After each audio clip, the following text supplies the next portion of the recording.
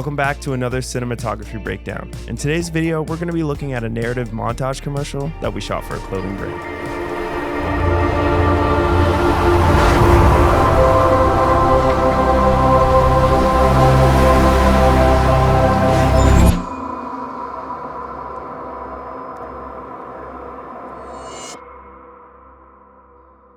We thought this was an interesting video to cover because the narrative is strictly driven by visuals. We wanted the viewers to experience what it felt like to cycle, almost like you're transcending into a flow state. We did this with multiple cinematography techniques, but the main technique that we're going to be looking at later is match cutting. And this was to showcase the parallels between the multiple environments that we use, or scenes in this case. Now, this project was shot on a combination of cameras, which were two red Komodos, one paired with an ARRI Allura 18-80 lens. Whoa. I know what you're going to say. I'm a big advocate of primes and not a big fan of zooms, but after using an actual cinema zoom lens, just the versatility you get with it and also the look of this lens specifically, big fan. The other cameras that we shot this on were the Sony FX3 and FX6 paired with the DZO Vespid primes. And the red Komodo that was on the gimbal had a Vespid prime as well. Now, from a viewer's perspective, the big question I have is why would you shoot this commercial on 4 cameras and why wouldn't you just use the 2 reds that we had? The main reason goes to scheduling. We didn't have a lot of time with talent and locations, so we had to be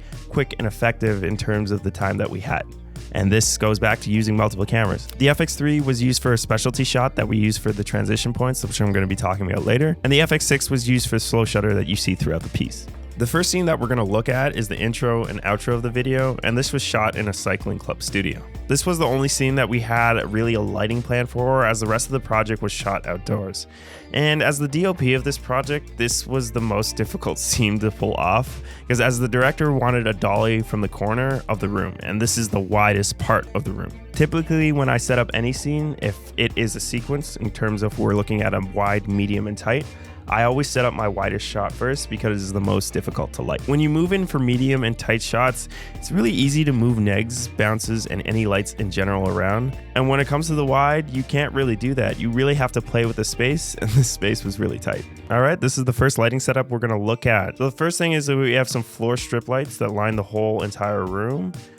And that just added more nice practicals to the scene. And for our room tone, we're actually using a set of practicals, which are Titan tubes. So there's 4 rows of them, and each row has 2 tubes. So here's the first row, second row, third row, and fourth row. And then we didn't need all the output in this case for this portion of it. So we just turned on the middle sections. So rows 2 and 3. Very fortunate that this room was black, because if it was any other color, we would have so much spill and so many things that we would have to hide. And when lighting interior things, people generally walk into a room and black out the ceiling or any walls that won't be in frame. On the right side of the frame, we have a 4x6 fast frame. This is kind of a skewed angle. And then behind that, we have an IntelliTech Mega Light Cloth. And this is just basically a giant light mat with some diffusion on it. And then we also had one stop of diffusion on this frame with a grid to control the spill.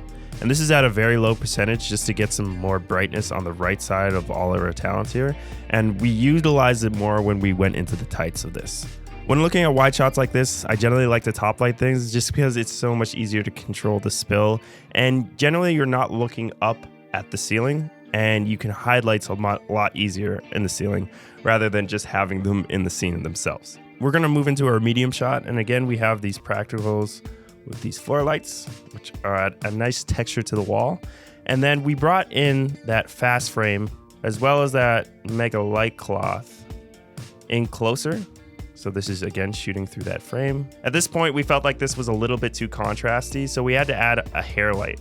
And that was a 2x2 light panel, and then this was shooting back to add some more texture and to pop them out from the wall so it wasn't falling to complete darkness. If you look at our main talent here, he has a nice gradient between his face, and then also he has this hair light popping him back out in his shoulder, and then we have the top lights, which are still there as well. We're not face on here, so we're not necessarily looking for that Rembrandt lighting, but what I'm mainly looking for is some contrast in that face, and then what you get is this pool of darkness right here, which is nice texture, which I like as well. We didn't have to add any negs or black material because the room was so black. We're already getting that contrast naturally in that room.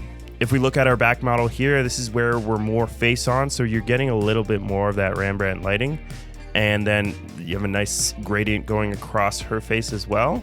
And then you get those little pockets that kick her out a little bit too. And that's coming from the light panel that we used in the back there. Now this is the detailed shot. I'm kind of working in reverse to the sequence, what you guys saw. But again, we have that big frame, and then we have our light mat, and then we have that same 2x2 light mat, and that's our hair light. There's nothing else really going on here. It's just these two lights, as this is super detailed. We didn't really need much. And then here we can really see that Rembrandt lighting that we're looking for. And then that hair light is kicking her out a little bit and adding a little bit of levels to the shadow side of the face. In my opinion, the thing that we're missing here is a catch light in the eyes. And you could easily do this with a little light and then just set it at a low percentage and have it far away. But just due to the eye line of her eyes, it's not catching the big source that we had there. We were moving pretty fast, so this is something that we didn't catch on set, and this is something I saw afterwards. Now we're moving into the lighting gag of this project. It's not necessarily a common gag, but it's just all the Titan tubes basically cycling at a fast rate, so it gives you that intense feeling. And we're going for something different here. We wanted that deep film blue look. It's kind of tealish, because this was a very pushed look and a very filmic piece that we wanted to do. And to do this, we set our camera's white balance to 4400, and this makes the lights appear blue. A lot of people get intimidated when it comes to white balance, and this is something that you have to get experience with in terms of when to judge the best white balance to use. But you have to experiment with these things and not just stay at the common 5600 for daylight. You have to appropriately look at your scene, what the look you want to push, and set your white balance appropriately. We have all those Titan tubes cycling, and then we still have that hair light on, which is that light mat. And we set this to the same color that we were lighting it before. And this gives you that color contrast, which really pops him out. So you have that hair light here, which is all that orange, and then it's hitting a bit of the backside of his face. This is going to complete darkness, but I definitely like the gradient between this hair light and the front of his face and how it's all blue. And because it's a top light source, I really like the top light look, and it's hitting the top parts of basically his facial features. So anything that's raised, like his nose and then the edge of his lip, and it just really highlights the top of his clothes. And then this is a more frontal shot. We have that harsh top light coming in there and then falling off into the rest of his body. And again, it's highlighting the high parts of his face. We're getting some of his eye and then the bottom part of his lip, which is sticking a little proud. And then the orange light, the hair light, is highlighting the edge of his hair, the edge of his face, contours of his body there, which gives us a nice shape. And then we see this more in the model of the back with her hair too. And then we're getting some of that top light spilling onto her arm, highlighting that. Third talent in the back here, this is mainly all the top light.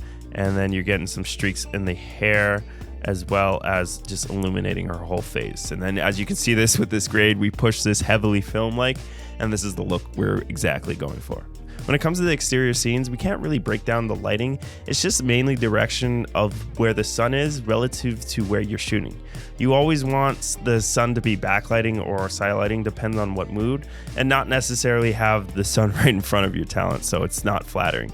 It's just kind of moving around the space and finding the shooting angles that will work for you and utilizing the sun, also the flares, to your advantage. As I said in the beginning of the video, we're looking to transport the viewer from scene to scene. And the way we achieve this is using two in-camera transition methods. That is a tongue twister.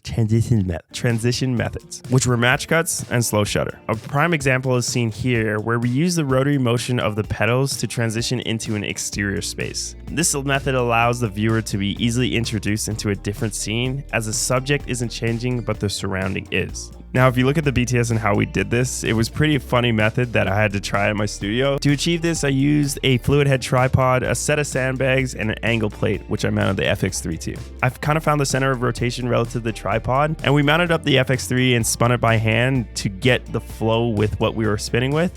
And it was just trial and error to get this, and then it matched up pretty well when it came to the edit. The second method is utilizing constant motion and matching that motion scene to scene. If you watch the video, we are constantly moving from right to left or zooming in and out to move the narrative forward. And this is something we constantly utilize in our edits as well as our cinematography, because there's such a more natural flow to this when you're trying to drive an edit or a narrative forward.